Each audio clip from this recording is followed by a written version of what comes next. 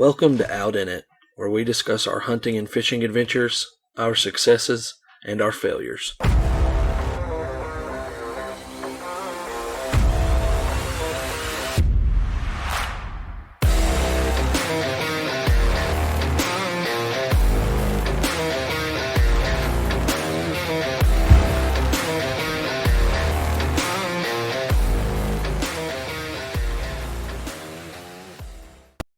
Hey guys, welcome in to another episode of Catching Bass on Out in It. I'm here with Kevin Riney. Kevin, man, I appreciate you hopping in today to talk with us. I know you're at the beach, so it's probably hard to make a little time to do something like this, but I'm still glad you did. Man, I really appreciate you having me on. Yeah, I just got the sand off my feet and sit down, but I'm ready to do some bass fishing again. I'm ready to put this stuff away and try to catch a bass. I hear you. So, Kevin, where are you from, bud? So I grew up in Pocahontas, live in Jonesboro now, but of course been fishing forever, as long as I can remember. Absolutely love it. Yeah, So, man, I've go ahead. oh no, you're good. Go ahead. I just recently started getting more into like the tournament scene. I grew up fishing a lot, man, but kind of more getting a little deeper dive into it, and I'm enjoying it a lot. So, um, but um, so you've been fishing for a long time. The guys, I'm not gonna lie to you. This is probably frowned upon. I'm gonna tell you the truth. I was looking through tournament results on um bass tournaments on Norfolk Lake.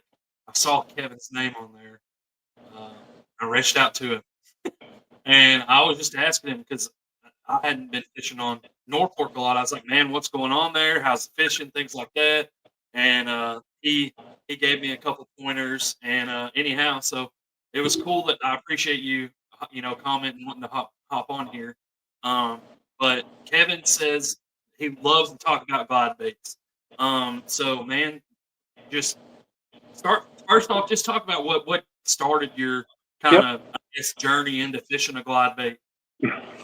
So I guess I'll back way up. So I fished my first tournament when I was 17, and ended up I cashed a check and got third place. And so from there on, it was like, man, this is you're a young kid. I just fell in love with it, and you know how it is. You get kicked in the teeth a bunch tournament fishing, um, Yes. but that's just part of it. But I just stayed after it, and I guess in about 2000. I don't know, it's probably in 2016 or 17. I was seeing these guys post videos online and they were catching these giant bass, and they would always have the baits blurred out. You couldn't tell what it was. And it was top secret at that time for the most part. Nobody knew what a glide bait was. I was like, what are these guys doing?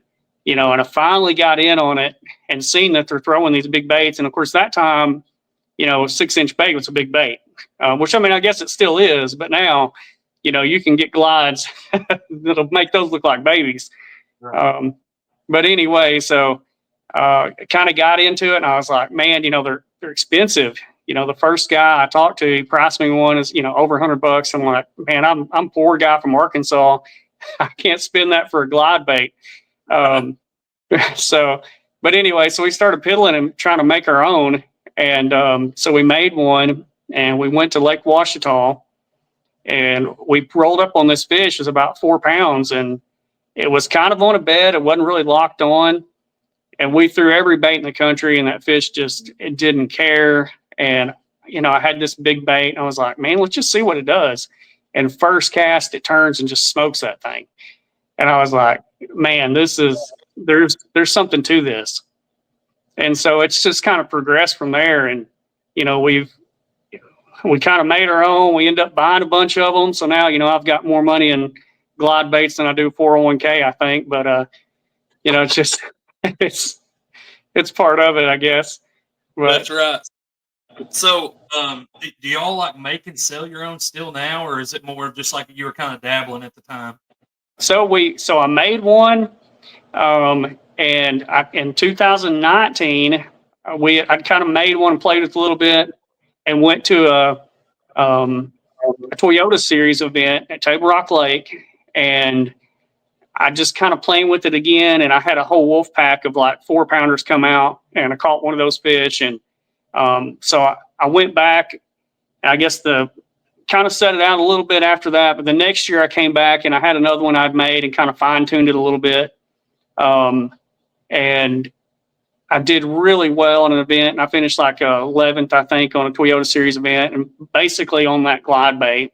And I went back to Rock's Outfitters there in Highland and said, "Hey guys, this is the thing right now."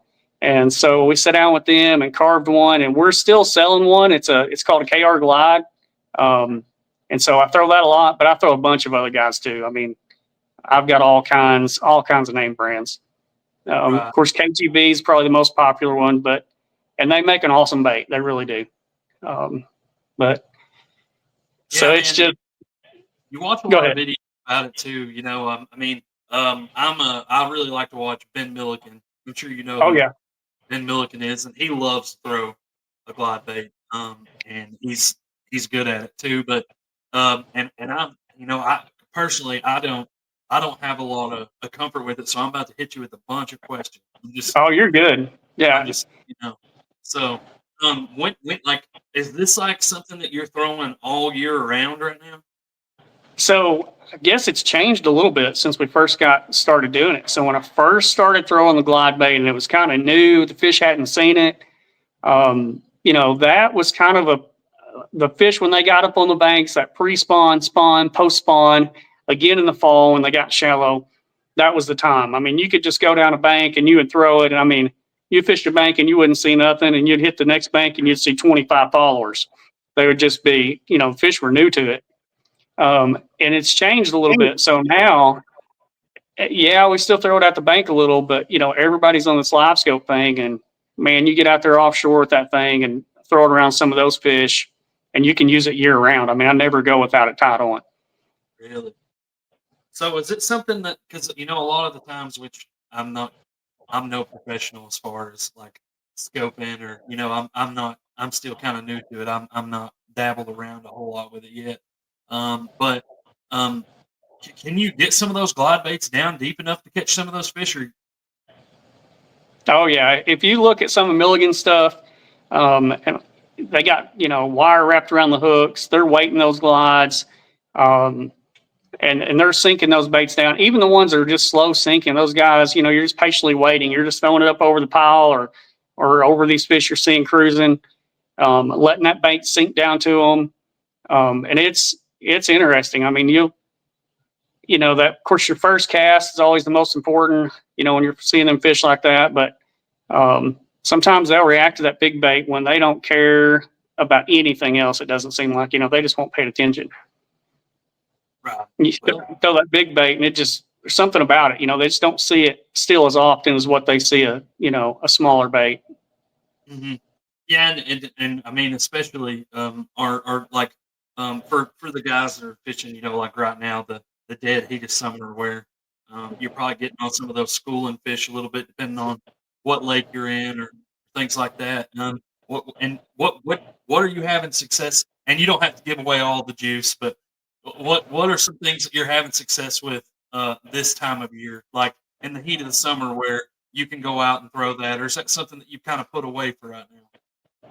Yeah, so right now it's actually really, really good. It's the heat of the summer, but you can get offshore and you can find some of these schools of fish, and they've seen the dang 10-inch worm a million times. Everybody that pulls up to it throws that old monster in there, and that's the thing. And they're throwing that big crankbait, and and still it works. Yes, it catches fish, but sometimes the biggest fish in that school, you throw that big glide bait out there, and we'll just sink it down over the structure, and then here they come. And I mean, right before I come to the beach, we caught a bunch of good fish on a glide offshore, doing that exact same thing, just finding a school of fish, sinking it down to them. And, it's like once they see it, you better keep it away from them. It's that cat and mouse game. You used to hear guys say, spin it around and make it look at them. And, have you ever heard of a fish turn around looking at its bass, as it was getting chased? It just doesn't happen that way. Them shad are trying to get away from them. Right. So we try to keep that thing moving and keep it over their heads, and it's a lot of fun. Yeah, man. So What is there anything else that you feel like people should know about glide baits that maybe we haven't touched on? Because I mean, I'm sure there's so many different directions that you could dive Oh, into it. there is. It's like the guys ask, hey, what kind of line throw it on? What are your, and you hear all kinds of stuff. You hear, guys throw it on a little bit limber rod, kind of like a crankbait because it's got treble hooks. And sometimes I throw it on braid sometimes, and people are like, don't do that, because there's no stretch on the braid. But, you think about it, you're throwing $100, $200, $300 bait. Like, you don't want to snap that thing off and sell it across the lake. And that's Right. happened more than once. But you're fishing offshore, sometimes you want to use some line that will help that bait sink down there. So you can use, 25 fluoro versus, you're fishing shallower, you can use the same thing in a mono. And then that mono is going to give you that stretch. So even if you got a pretty tough rod, there's quite a bit of stretch to 20-pound mono or 25-pound. I mean, it'll absorb some of that on a big fish. Right. And two, I've seen now where, everybody's throwing that Chad shad, that 6-inch size bait, whether it's Chad shad or whether it's, Bass Pro Shops or an S-Waver. And they're all around that same size. And so you better go bigger. It's as crazy as that sounds, or sometimes smaller, because them fish they're starting to get used to it. Yeah, And there's tons of stuff. yeah, and it's crazy too because like a lot of the stuff that's coming in or coming through the new technology or baits or things like that everybody's throwing is starting to be like some really ultra finesse stuff, and it's crazy to see though. Like then there's the other side of that where people are like, no, I'm throwing bigger baits, Mm-hmm. man.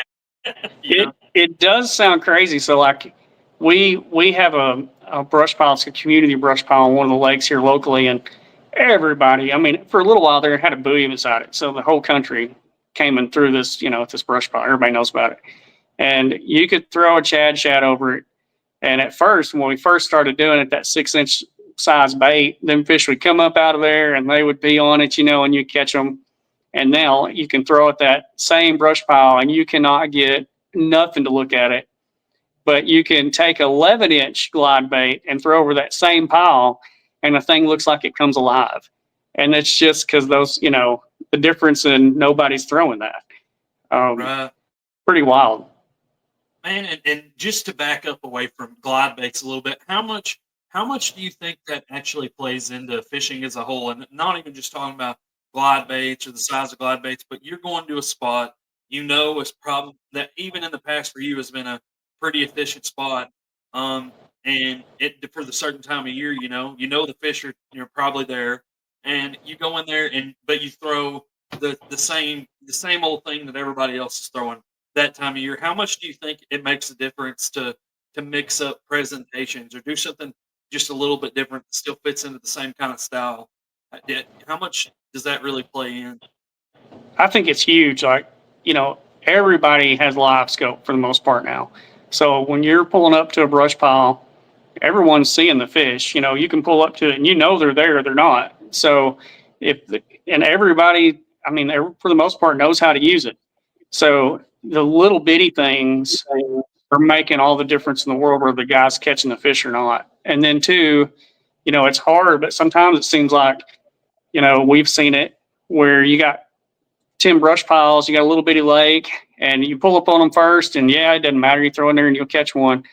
But after that, you better be just out there finding those fish that hadn't been thrown at, or like I said, you have to have something completely different from everybody else.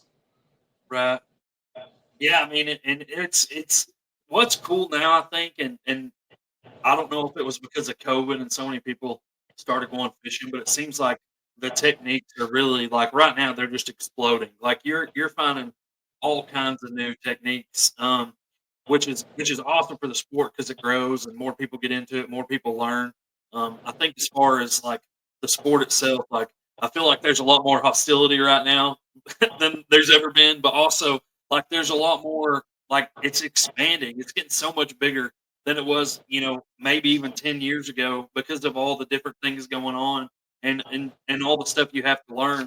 And I feel like with all the different techniques now, it's almost getting to the point to where it's too much to learn without having live scope because so much is changing. Man, I wouldn't want to go out and fish without it now. I mean, and I'm an old guy, like, my kid, he can whoop me using live scope. But I mean, I just don't, you used to go out and throw at a brush pile and you catch one and you just keep throwing at it or just working it over thinking, oh, there's got to be more. And, now you can see with live scope that it pulls those fish and moves them around. And yeah, there's so much, that guys are, finesse techniques that they're using. You see them throwing the dice and everybody's throwing them in and out.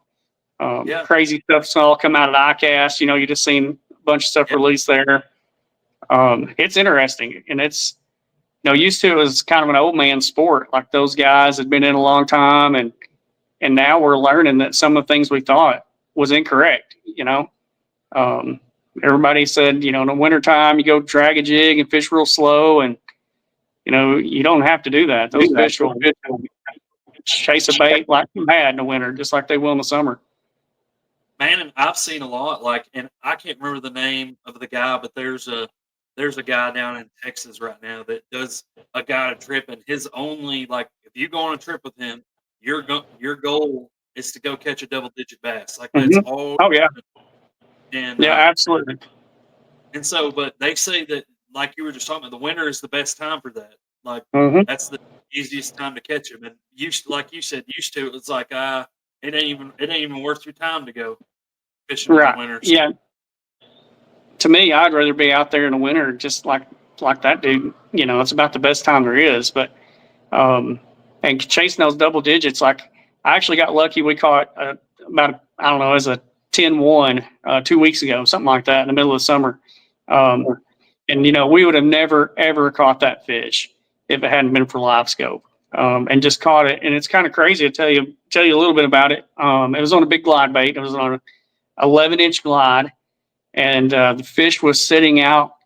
It was on Arkansas Lake in public water, but the fish was out suspended in about 30 foot of water, and he was probably only 5 or 6 foot down, out in the middle of nothing. Just we'd never even thought bass got out there like that, and threw that big glide over it and just, try to keep it away from him. And he come up and just pinned it against the surface and blew water everywhere like a tarpon bite. It was pretty unreal.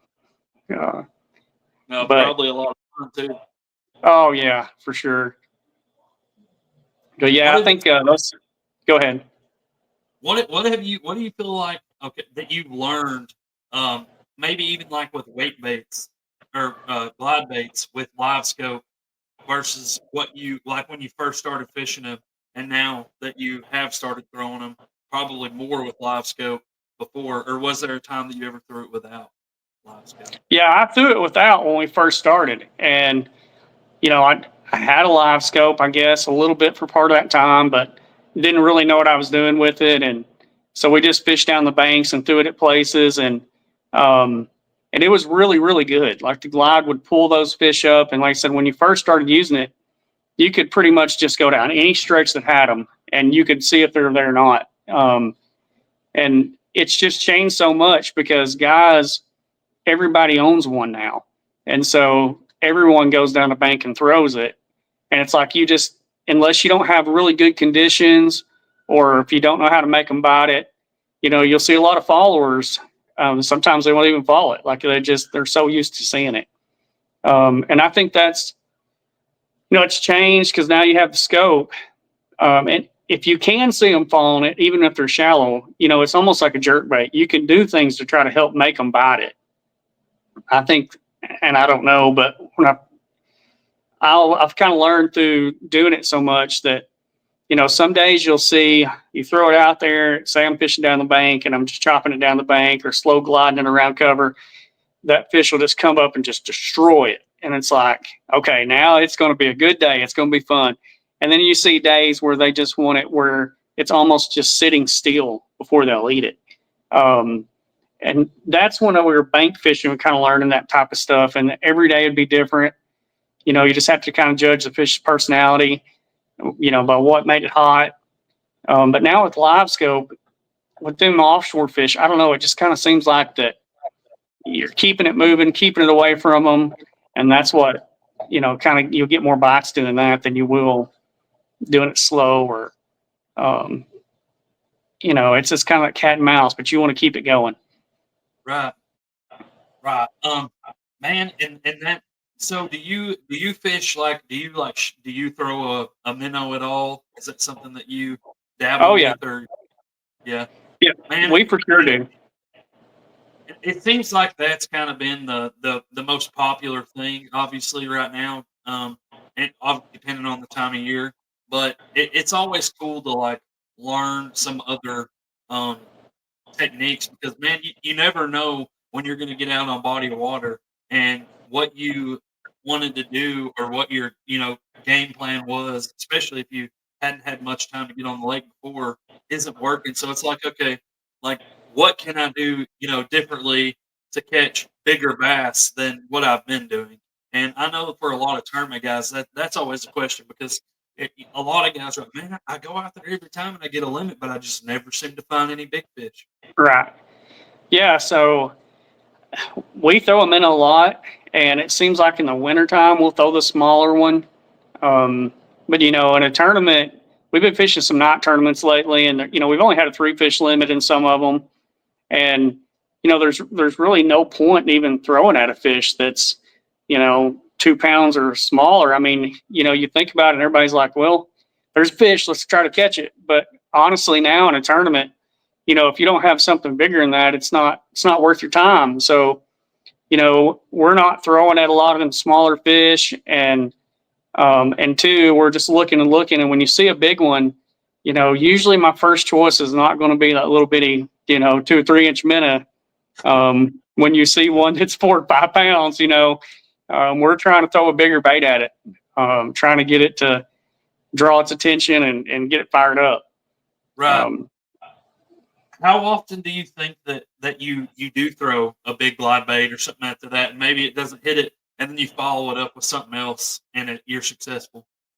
so what on those big fish offshore? Now, if it's a whole school of fish, say you're on like Tennessee River chain or someplace that's where them fish stack up on ledges or offshore places, you can throw it through there a time or two, and you might not get them to fire. And once you get them to fire, you may get right in a hurry.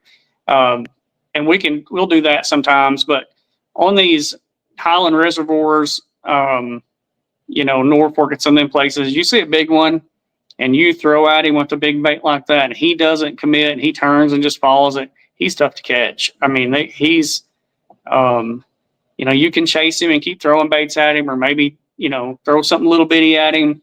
But them fish are really tough. If you don't get them on the first time, we'll throw a couple times at them, but sometimes we'll let them rest, let them go back to, if they're on a piece of cover, let them swim back to that piece of cover. We'll go somewhere else, give it a little bit of time to reset. And then we'll go back on it again. Let the conditions change. Maybe if the wind picks up or something like that, go throw at that fish again, because once them big ones are, they're not dumb. They're smart. They're big for a reason. You throw a bait after them and they see it and they don't commit. They figure out what's going on pretty quick. So when I'm just going to use I guess a simple example. You're say pre-spawn, you're working in the mouth of a creek or whatever phase you're in towards the back of the creek, and you're throwing that glide bait. Are you going to throw that as soon as you get into that creek? Or I've heard people say don't throw it first because you'll draw the bass out of wherever they're at. Sometimes they won't commit, and then but you're not going to get them to bite on anything else after you throw that. It will pull the whole school sometimes. So what, like just say a couple of weeks ago when we were offshore fishing on a piece of structure, and it probably had 25 fish on the spot that were 4 pounders or so. I mean, it was just loaded with these big ones. And you would throw over it, and here they would come. And if you move that bait for a little while and you couldn't get one of them to bite it, instead of pulling that whole school all the way to the boat, just pull away from them. Just reel that thing in as fast as you can, get it away from them fish, let them get back set up on the structure, and then target them again. So, don't don't throw or pull that whole school away if you can tell they're not going to buy it. Because you just mess yourself up doing that. And sometimes you'll catch one of them and it'll split the school up, and they'll just go every which direction. You can let them settle back down, get back on the structure, then go at them again. And that's a really good tip, man. And I'm sure that not a lot of people have heard that too. Like if you can tell they're not committing and you're pulling them out of there, just get that bait out of there and let it back up. That's a really good tip, man. That's something I haven't heard yet. So, and man, that's kind of the point of all this, dude. Like fishing, like I said, fishing is so broad these days. Like if I'm learning something, then I think somebody else is learning something too. So that's my whole purpose in this. So again, I appreciate. We're not done yet, but I just want to let you know that that's exactly why I'm doing this. I appreciate you coming on here and sharing that, because there are a lot of people that don't know this, and maybe that's something that'll change their fishing. You know what I mean? Mm-hmm. Yeah, I know somebody will beat us and take our money because we told them. Well, I'm not making any money. So, so do you fish in any clubs or what do you fish like some tournament series or what do you do?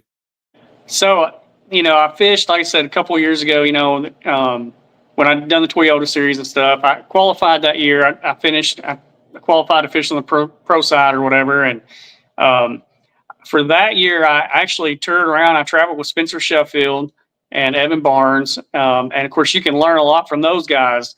Yeah. Spencer will teach you real quick about that live scope. So, but anyway, so I got beat down pretty bad during some of that, and I jumped out of it. And I've just kind of been just floating around fishing just tournaments here and there. I haven't really gotten a club. If one shows up or pops up, I'll just jump in and try to fish and win a little money. So I fished Jackson County a little bit this year. They're actually a really good club. I don't know if anybody, it's in our area. They fish pretty local, and they always have a good turnout. A lot of good guys in that club. Yeah, I'm actually in the Batesville club, and one tournament I think y'all were at. We both put in at Hill Creek, Jackson, and Batesville. And, so we saw all you guys there.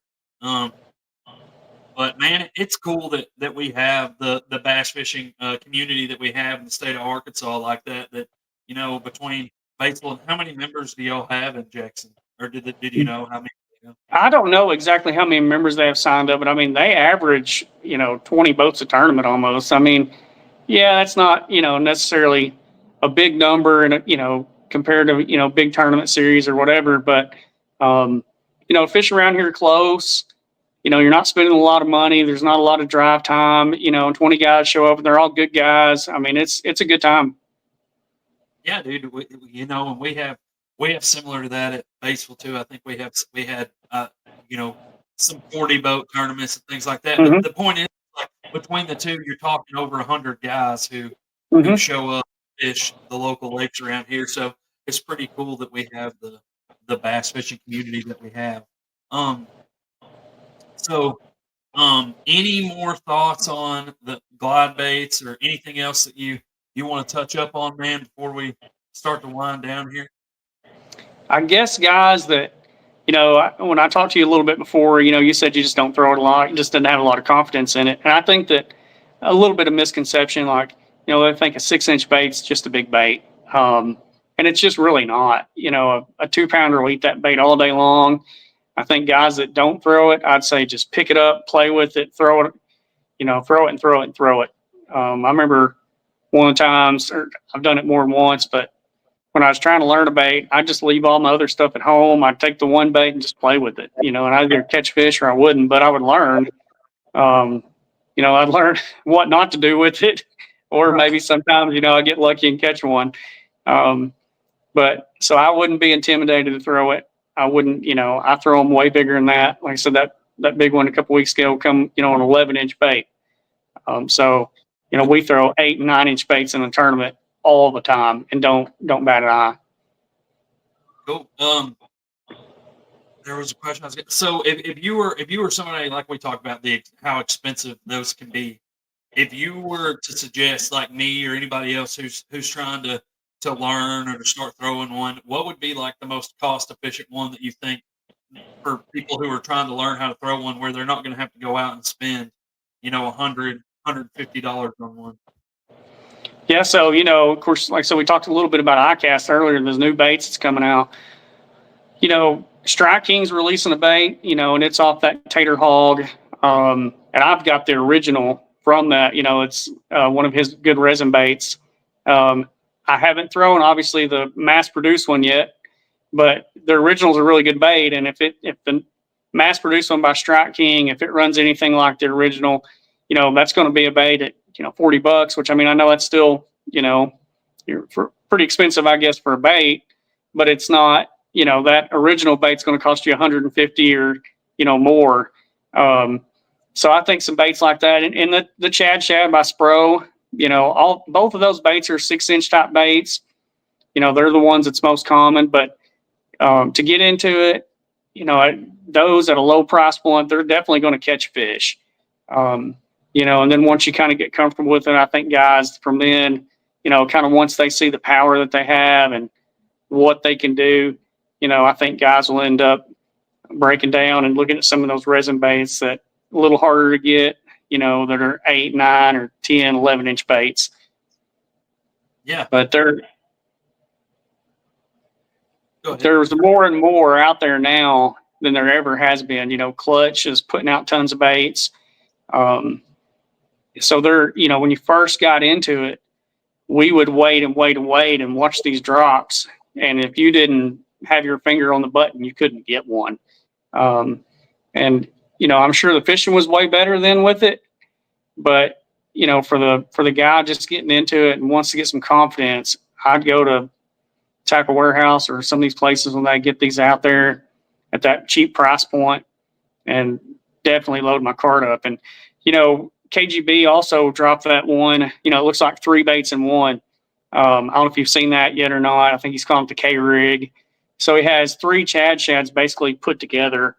And that bait is going to be, I haven't thrown it yet. I don't know anybody that has, but I know that bigger profile, that drawing power is what you're looking for. And so that is going to have a tremendous amount of drawing power to get those fish to, come at it. And then it's just going to be figuring out the little things to make it bite. But I really think that that'll be a very good bait at a low price point that everybody can get their hands on. Yeah. Well, man, I'm looking forward to it now. You definitely got me fired up about wanting to throw one and learn a little bit more about it. So I'm gonna take your word for it. Hopefully here pretty soon and go test it out. I do have one more question, man, before we hop off here. I meant to ask you this earlier. What are your thoughts towards the new lunker program that the state just introduced this last week?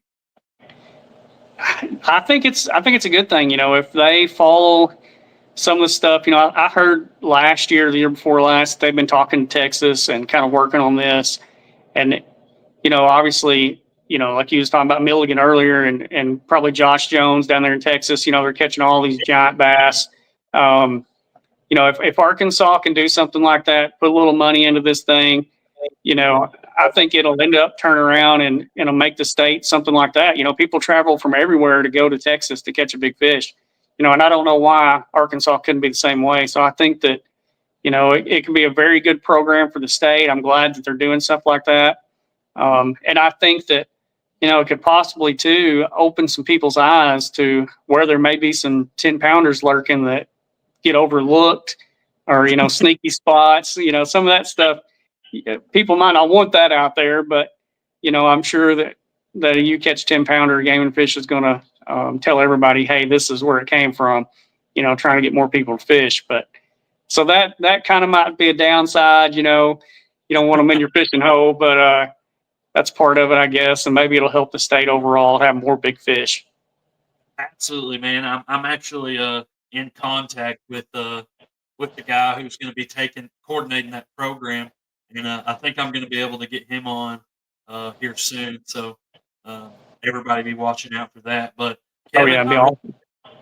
Kevin, I appreciate your time, dude. It was a ton of fun talking to you. and I hope we can get you back on here again sometime, man. Hey, I really appreciate you. Thank you for having me.